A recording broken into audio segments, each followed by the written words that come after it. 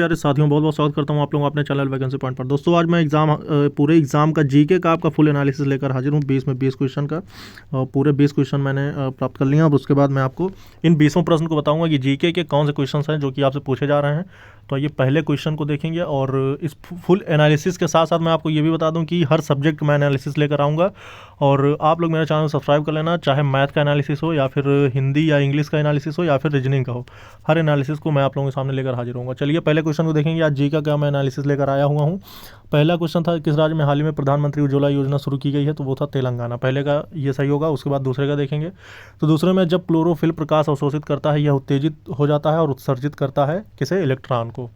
उसके बाद आगे बढ़ेंगे। बहुत फास्ट मैं इसको आपको भला बता रहा हूँ, लेकिन आपको मैं एक बात और बता दूं कि सारे एनालिसिस आपको मिलेंगे और पूरे 20 के 20 में 20 एनालिसिस आपको मिलेंगे मेरे ही चैनल वैकेंसी पॉइंट पर। तो चैनल को जरूर सब्सक्राइब कर लेना और पूरे एनालिसिस आप देखते रहें ताकि आपको आपके एग्जाम का लेवल और उसमें आ रही क्वेश्चंस का आइडिया लग सके। प्रधानमंत्री नरेंद्र मोदी ने नई दिल्ली में 16वें अंतर्राष्ट्रीय ऊर्जा मंच की मंत्रिमंडलीय बैठक का उद्घाटन किया।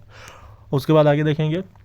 बीमा क्षेत्र का नियंत्रण कौन करता है, तो वो IRDA करता है। इसका ये ऐसे क्वेश्चंस मैं आपको पहले भी करा चुका हूँ अपने चैनल पर।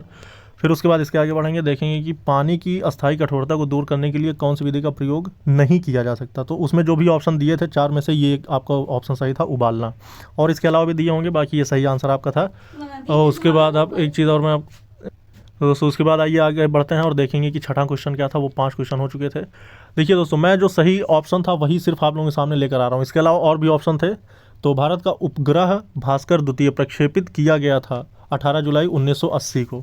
तो आप देख रहे होंगे कि हर सब्जेक्ट से एग्ज़ाम में पूछ रहा है, मतलब कि जीके में जितने भी पार्ट होते हैं उन हर पार्ट से क्वेश्चन आ रहे हैं। प्रकाश संश्लेषण के दौरान मुक्त ऑक्सीजन आता है, वो जल से है।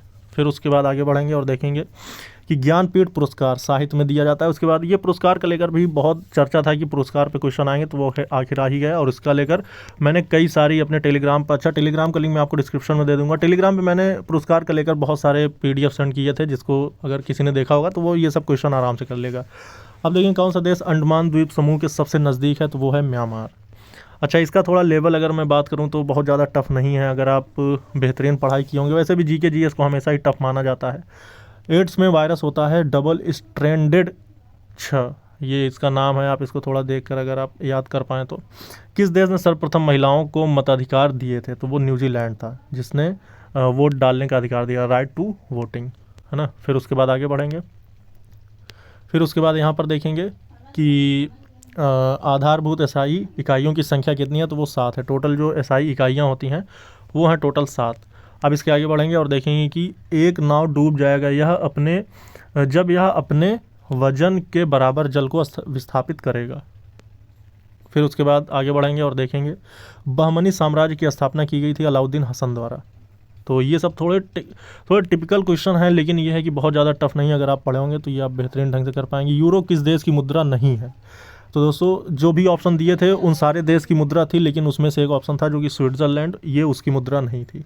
उसके बाद 16वां क्वेश्चन देखेंगे, कौन सी लकड़ी खुली हवा में रखने पर जल्दी ख़राब हो जाती है, तो वो गीली लकड़ी होती है। तो आप अगर इसका लेवल देख रहे हो तो लेवल की बात करें तो थोड़ा सा टफ ज़रूर लग रहा है, लेकिन क्वेश्चंस वही हैं जो आपको करने हैं और यही क्वेश्चन आ रहे हैं। यदि ये कोशिका का व्यास दुगना है तो इसमें पानी की वृद्धि होगी, तो वो आधी होगी। फिर इसके आगे बढ़ेंगे और 18वां देखेंगे, पायरोमीटर को क्या मापने के लिए प्रयोग किया जाता है, तो उच्च तापमान मापने के लिए किया जाता है। 19वां देखेंगे, फूलों की घाटी राष्ट्रीय उद्यान भारतीय राज्यों में से किस में स्थित है, तो उत्तराखंड में स्थित है।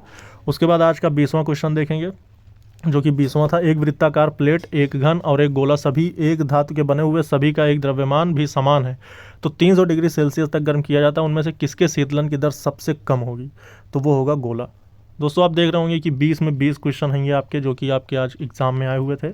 और 10 तारीख की फर्स्ट शिफ्ट का ये एनालिसिस है। अब इसके बाद मैं आपको बता दूं कि हर पेपर का मैं एनालिसिस लेकर आऊँगा, मैथ्स हो चाहे रीजनिंग हो चाहे जो भी हो। लेकिन बात करें अगर इसके लेवल तो दोस्तों ये आपका बहुत ज़्यादा मॉडरेट टू टफ़ की बात करें तो ये उस लेवल में जाता है। लेकिन अगर मैथ की बात करें तो मैथ का ये लेवल नहीं था, मैथ बहुत आसान थी, रीजनिंग भी आसान थी, और बात करें तो हिंदी तो आसान थी ही। तो ये सारा एनालिसिस आज का, जो कि 20 में 20 क्वेश्चन मैंने आपको करा दिया। डेली मैं आपका सारा एनालिसिस लेकर हाजिर होऊंगा। उम्मीद करता हूँ कि आपको क्लासेस पसंद आई होगी। तो वीडियो को लाइक और शेयर कर देना और चैनल को जरूर सब्सक्राइब कर लेना। इस वीडियो में इतना दोस्तों।